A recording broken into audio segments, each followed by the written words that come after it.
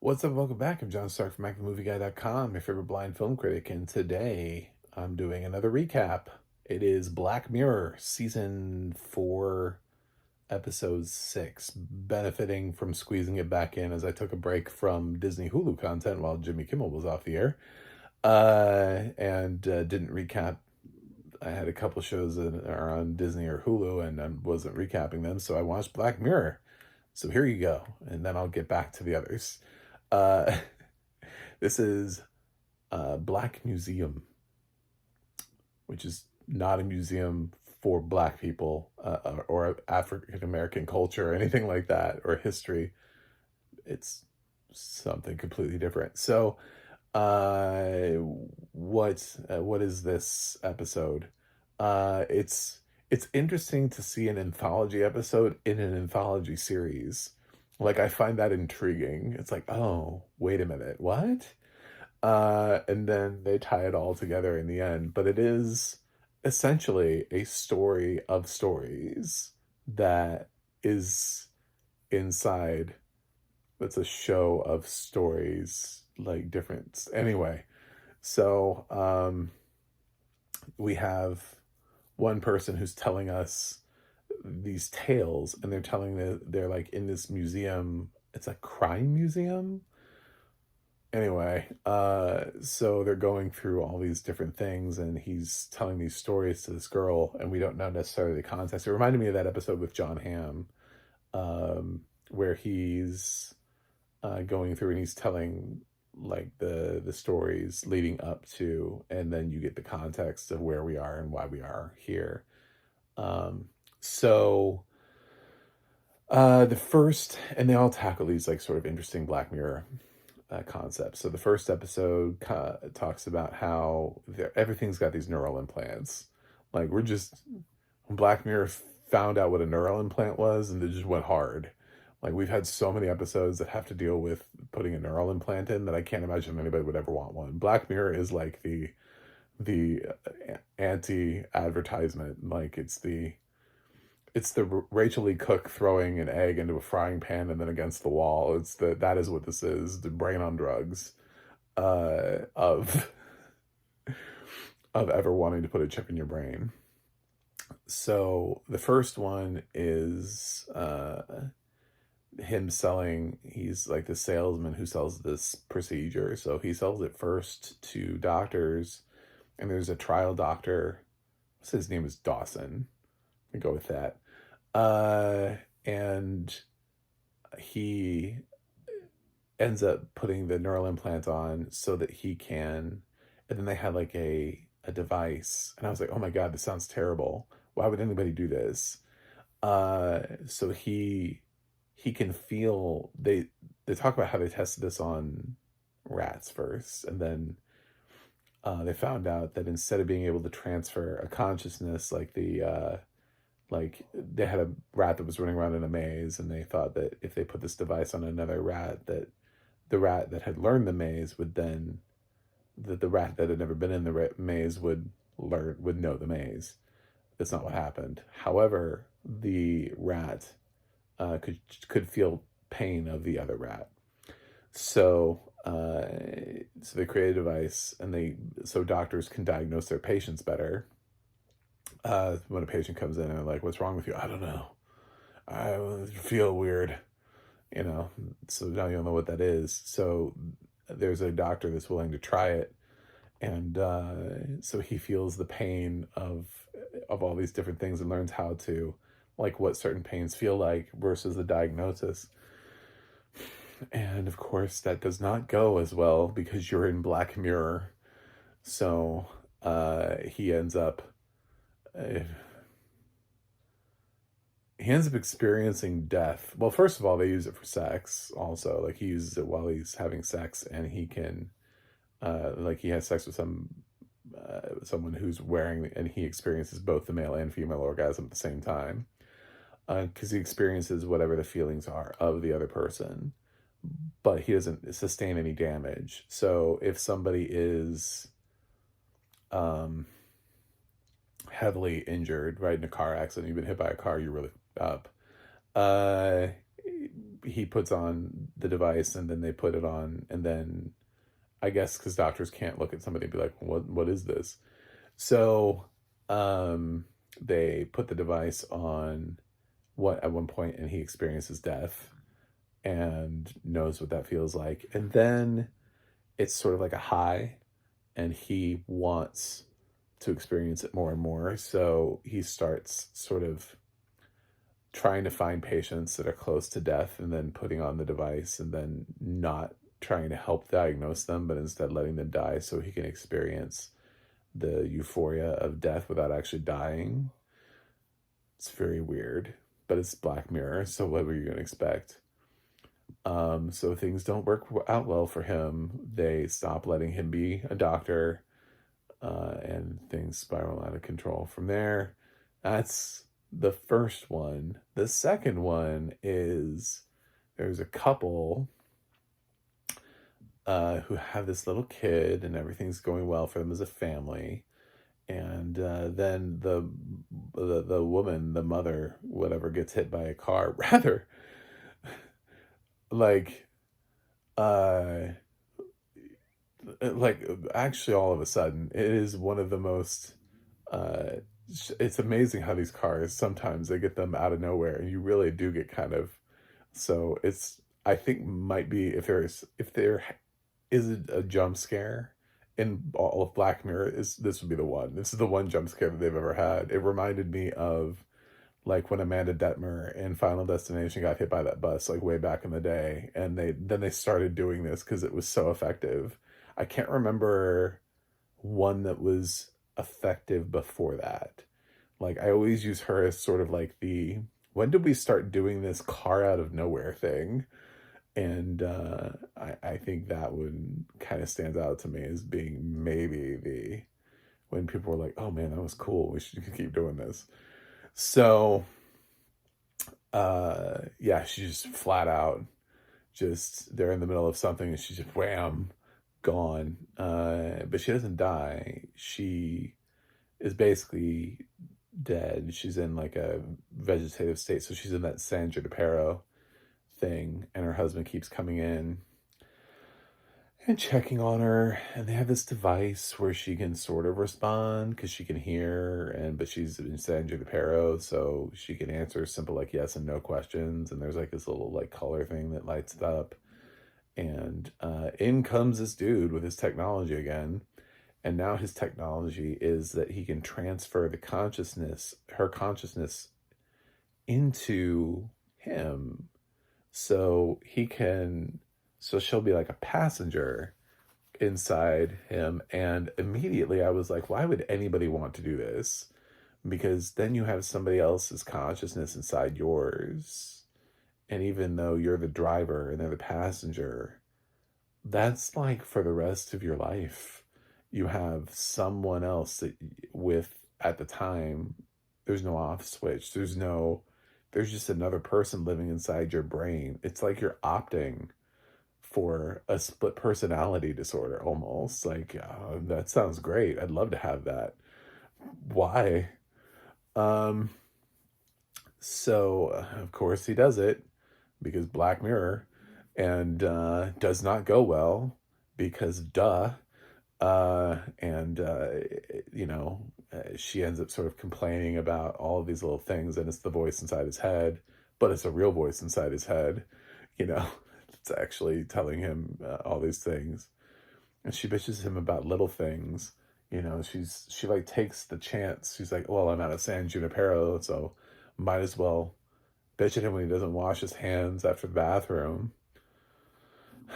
And be upset because he's looking at some other woman, and it's like, what on earth? You're a consciousness inside of a head.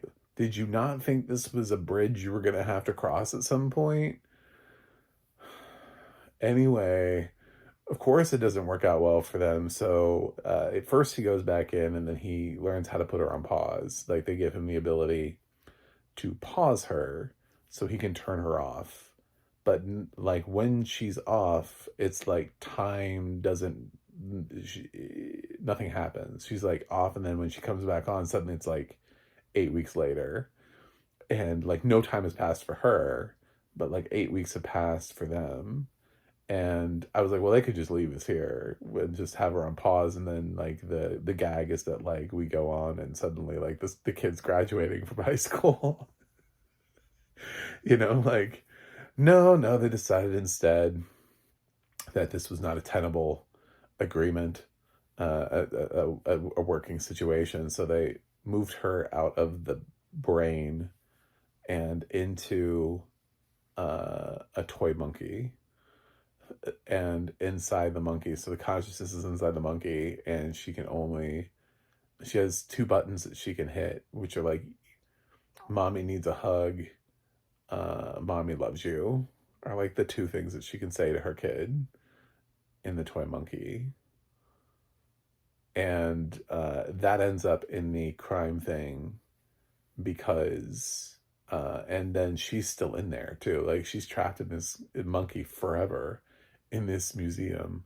And he explains it's because eventually it was considered a human rights violation because they ruled that a consciousness couldn't be in something that if it didn't meet these like certain regulations. So doesn't work out well for them. Duh. Again, like I knew it, like when this was happening, I was like, this is a terrible idea. At least the other thing I was like, well, this is intriguing.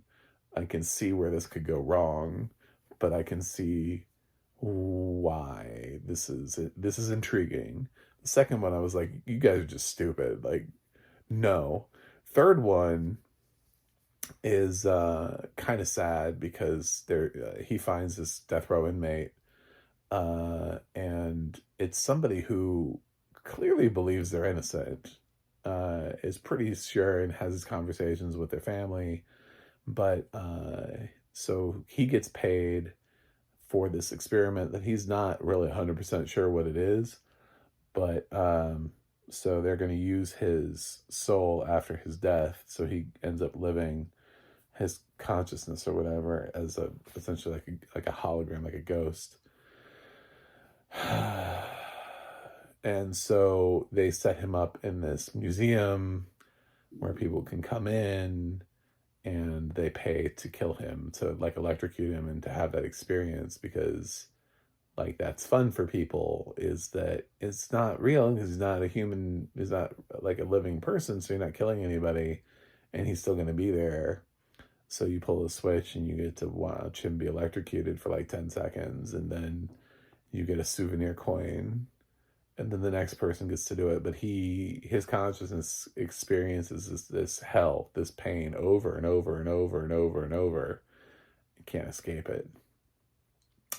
So the twist here is that the douchebag who's been presenting this awful technology to people is the girl that's there to visit this museum is actually like the daughter of this guy, and ends up transferring that guy's consciousness in there and then pulling the thing and doing it long enough to free her dad's consciousness, because he mentions that if you do it for too long, that it will free their consciousness or whatever. But she does it so that, he can experience the pain too. And the end.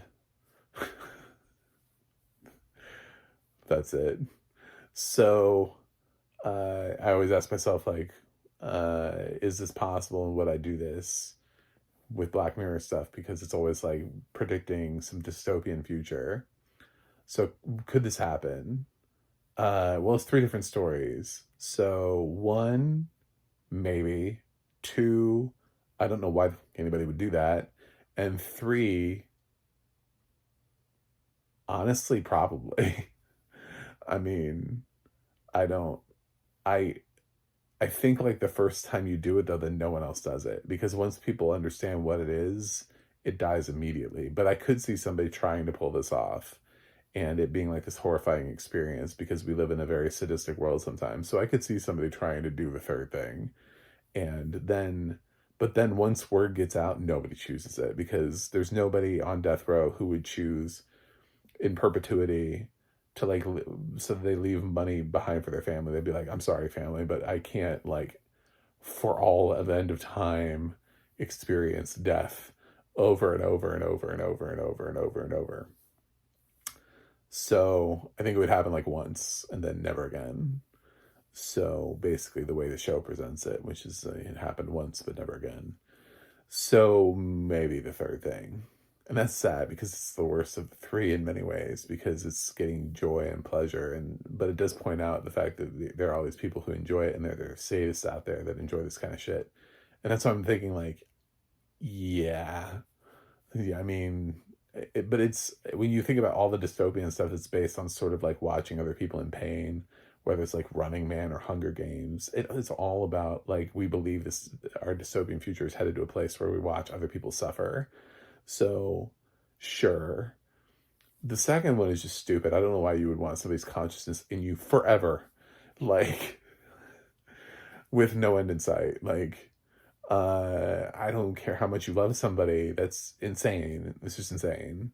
And he's not even initially presented with an off switch. He's not even presented with the ability to go, you can have one day a week. You know what I'm saying? Like, to where there's nobody in your head talking to you. I think it would drive you, it would drive me crazy to have anybody in there, no matter who it is, even if they were helpful. If it was like Stephen Hawking and he knew everything and he was just telling me all these amazing facts all the time, it was like having Google inside my head. I'd be like, shut up, shut up, shut up. And, you know, and because he wasn't initially even presented with an off switch, I was like, why would you take that? So no, I don't think that would happen unless they offered people the off switch from the onset. I don't that I didn't buy that at all, the second story, but the first one, I don't know, maybe doctors would want to feel, I don't know why would you want to feel that pain, but maybe there's some doctor out there that would, you know, for medical purposes decide, you know, yeah, sure, let's do this experiment. So would I do any of these? No. To the first one, A, I'm not a doctor, and B, I don't want to experience what other people are experiencing. That's weird. But to no. Even with an off switch, that's weird. Even with an off switch, it's like opting. I think it's like opting to have a split personality disorder. It's like opting to have this voice inside your head. And people are like, you're hearing voices. And you're like, no, I'm literally hearing voices. Do you see the implant? Let me explain something to you. So I put my wife in my head. You did what? Exactly. It's a real voice in my head. The third thing, fuck no. No, I wouldn't touch that with a 10-foot pole. Just, I would be abhorrent of the whole experience and like, what the fuck are we doing here, guys? What is society anymore? So, these were all terrible stories, but well told and put together. And the episode was like a little over an hour. So, cool. I like how they tied it all together. It's just interesting to see like an anthology episode inside of an anthology series. It's like Inception. So I'm gonna give Black Museum an A minus. We're gonna go with that. So thanks for watching, thanks for subscribing, and I'll see you guys on the other side.